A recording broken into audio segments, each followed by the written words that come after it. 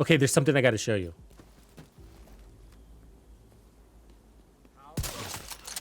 Did you see it? And if you don't know, now you know.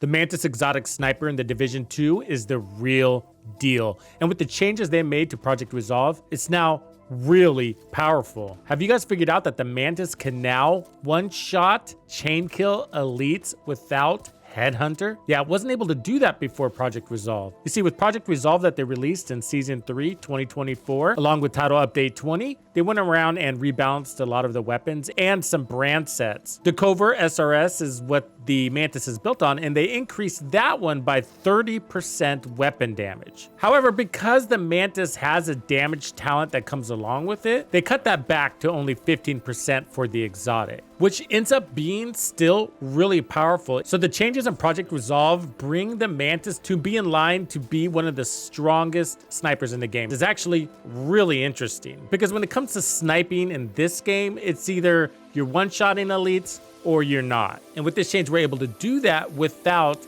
headhunter stacks. I gotta be upfront and say that the Mantis is one of my favorite all-time exotics in the Division 2. It is really smartly designed. So let's go over that real quick and then we'll break into the details here of the build and why this all really matters. I got a little bit of expertise on mine. We'll talk about that. You don't really have to have it in order to pull this off. So we got 1.2 million damage. I got 60 RPM and 7 in the mag. We got headshot damage and damage to targets out of cover. Really nice drop off all the way to 100 meters. 2-second reload, which is nice. In plain sight, it's going to target weak points, so it's going to show you like the Chunga's weak point and weak points on warhounds and tanks and stuff like that. When you're not being targeted by an enemy, you're going to have amplified damage by 50% when you hit those headshots and weak points. And then headshot kills, this is the special part. This is the big deal. Headshot kills reset the cooldown of the decoy skill. So basically, you can have a decoy always on backup. Infinite decoys, no cooldowns. And so if you look at the mods, we have 40% headshot damage, very nice. We have stability and we have crit chance, and we have 10% reload speed.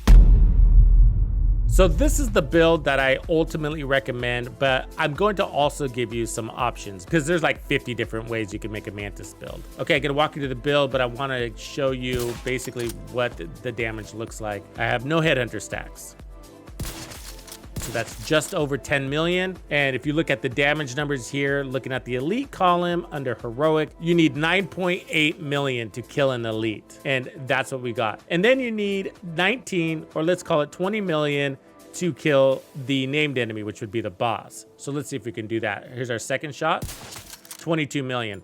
So on our second shot, we're killing bosses. Very easy to do and to maintain. I wouldn't say this just for any sniper, but if you're really accustomed to using Determined, and if you think you can only snipe because you're using Determined, then you have to try the Mantis, because with this decoy, it makes them really easy targets. And I know a lot of you guys watch me in my live streams, and I snipe a lot in my live streams, and you're like, oh, Tux, you're really good. I am on Xbox. I am on a console. I do use a controller. I use an elite controller. That aside, the decoy does a lot of the work for me. And so yeah, I'm practiced. I am pretty good because I use snipers a lot, but I'm telling you, it's the decoy. The decoy just makes them easy pickings, and the Mantis makes unlimited decoys. So that's why, honestly, I can say this with confidence. It is a contender to what Determined can do. I get it. Determined is, you know, chest shots. You don't even have to aim. I know Determined is really hard to beat, especially if you're not sniping a lot, because it's a degrading skill. So even if you're good at sniping and then you take a big, long break, when you come back to sniping, you're going to be like, oh man, I kind of suck. You know, that's just the way it is. And Determined is going to make that less painful. So I'm running Sharpshooter. Sharpshooter is giving me a little bit of headshot damage and a little bit more weapon handling in the form of breathe control. And then I'm running 3 pieces of hot shot. You're going to want this for the weapon handling, marksman rifle damage, and headshot damage. I have weapon damage and headshot damage on everything here. Now you might be wondering why I'm not running 4 pieces of hot shot.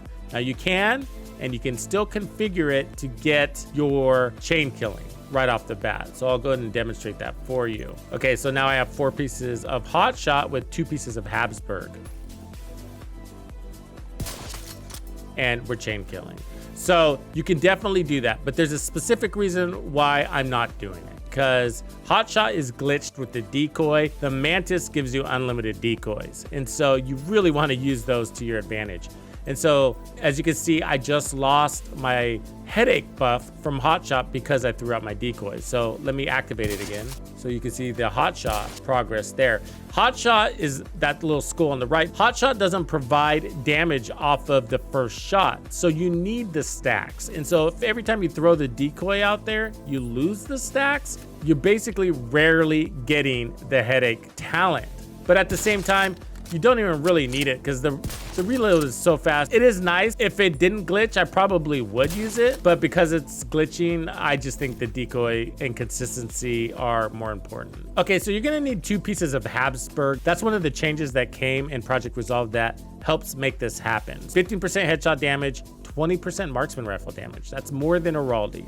And then we got weapon damage and handling and headshot damage. The backpack. So I crafted this one. It's not perfect. I wish it was. And if it was, it would have weapon handling instead of skill haste. Just find one with headshot damage and vigilance so that you can add the red core there. And then whatever that other attribute is, just take what you can get. And the crafting bench is super helpful here. Vigilance is pretty important here. It's gonna make sure you have that damage, and you only need to worry about it for your first shot. After that, you know, if you take damage and it's disabled, you don't care. The chest piece, I am running Palisades for 10% armor on kill, pretty easy armor on kill. You could totally get away without this. Like I said, I was rarely taking damage, so this was just a nice to have, and because I don't like having extra damage, I like my build to be super efficient. I wanted to make sure I was close to 9.8 million in damage off of my first shot as possible, and with this build, we're almost exactly 10 million. And then I have headshot damage, weapon damage, and headhunter.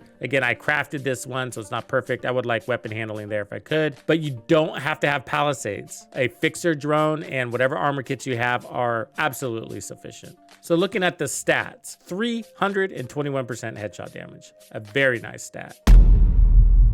So there's been this ongoing debate going back many seasons about which sniper is the best between the Mantis and the Nemesis. And depending on who you ask, you're gonna get a different answer. But there's a lot of really smart arguments about the Mantis being the better of the two because it provides more utility than the Nemesis. But on the other hand, for those who are really well practiced with the Nemesis, meaning they use it a lot, then they've kind of figured out the little tricks that allow you to be more proficient with it, because it's not really the easiest weapon to use. Because of that charging time, you can miss a lot of your targets out of cover as you're waiting for you to get to full damage, or it can get you in trouble with a rush. But it is a great sniper, and I do really like the Nemesis. I use it a ton, but the Mantis, in my opinion, is better. And now that we can one-shot kill elites without Headhunter, which we weren't able to do before, to kick off Chain Killer, I gotta say, it makes it an even stronger case for the Mantis over the Nemesis as a primary weapon. I like to think that every weapon in this game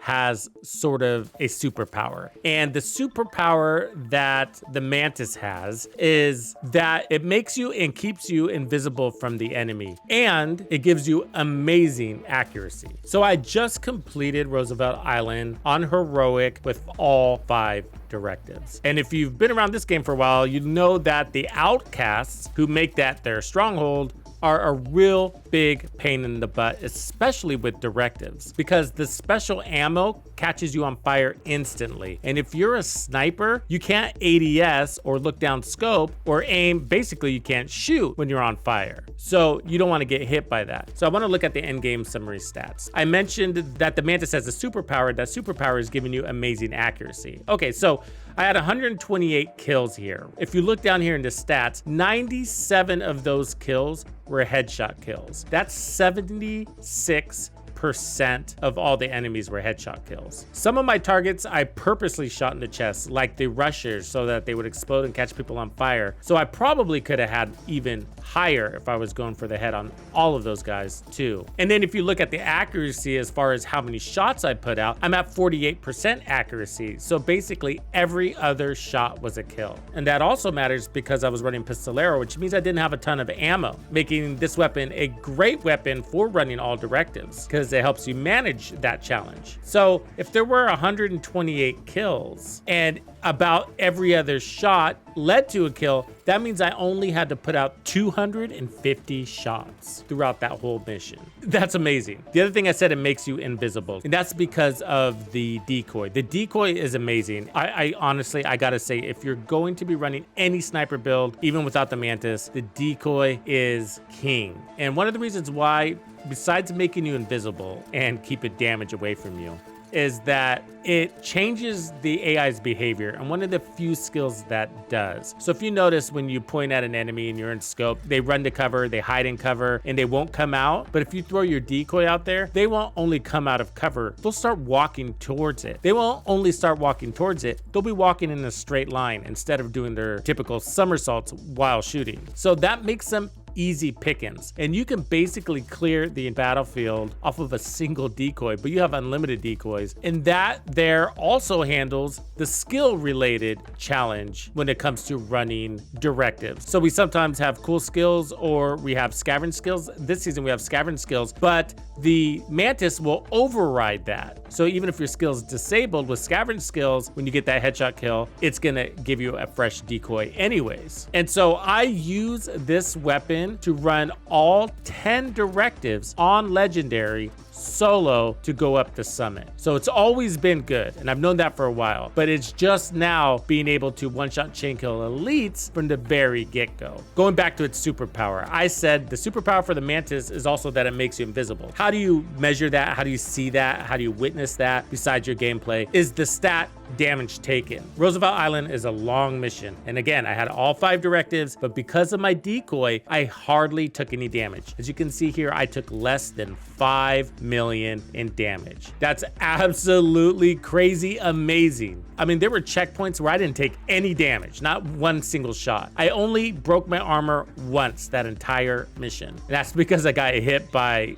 the sniper's arrow, and that was a pain in the butt. It was at the very end. I mean, I almost want to make it a challenge to try to do that again and take 0 damage, because I think it's possible. You might not realize whether that's a little bit or a lot, because, you know, anything in the millions sounds like a big number, but next time you do a mission or a stronghold like Roosevelt Island, just take a look at how much damage you took at the end, and it'll be a very big number. And there's nothing wrong with that. That's just the nature of this game, is that they're really tanky, you're not, and they hit really hard, way harder than you.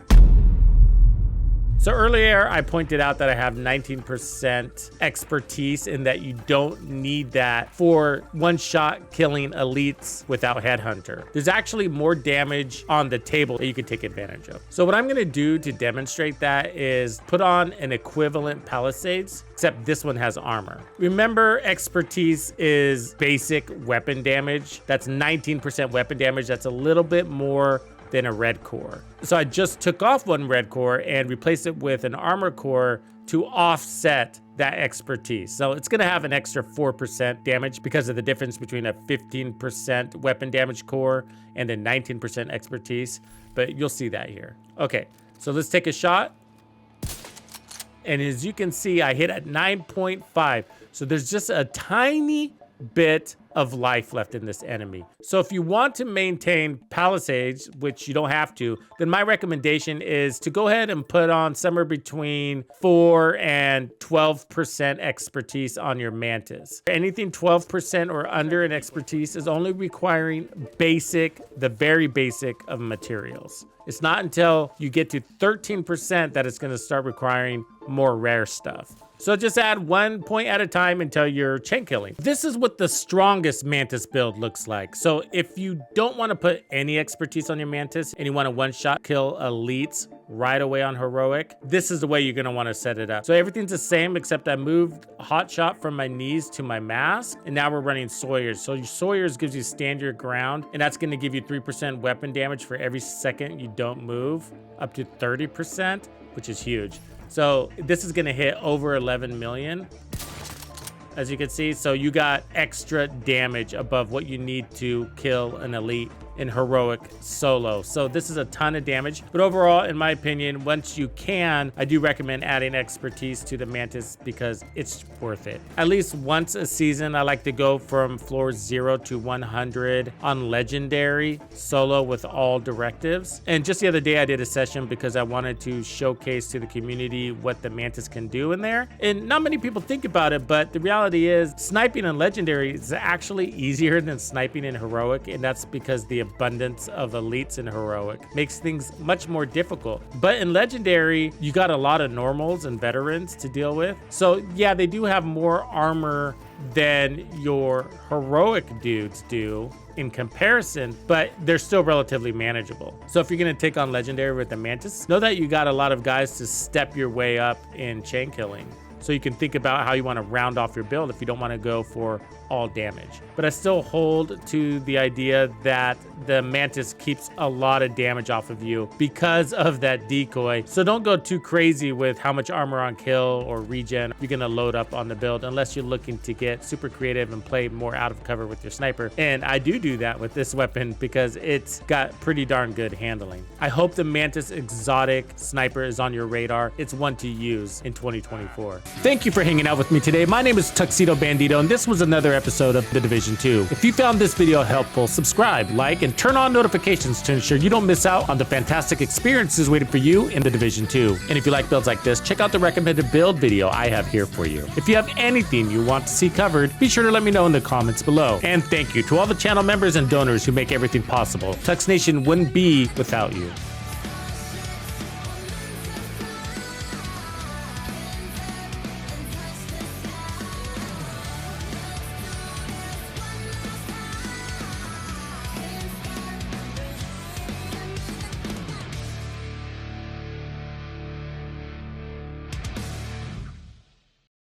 I get it. Follow me.